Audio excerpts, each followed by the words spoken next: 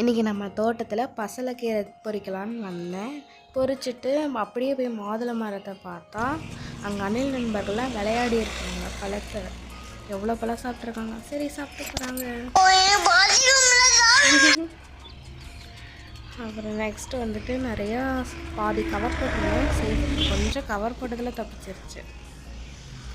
அப்புறம் கருவேப்பிலை மரம், ரோஸ் பூச்செடி, இது பெரிய மல்லி ஒத்தடுக்கில்,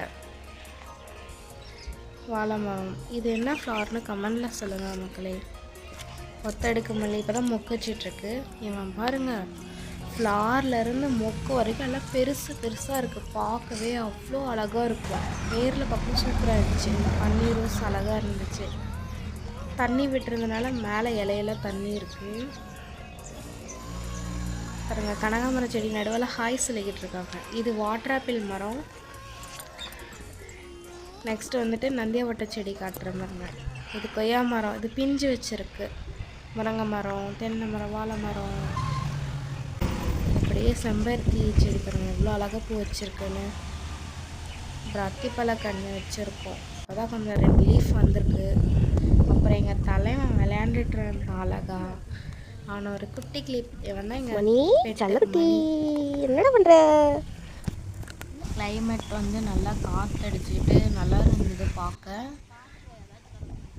பாருங்க எவ்வளோ சூப்பராக இருக்குன்னு.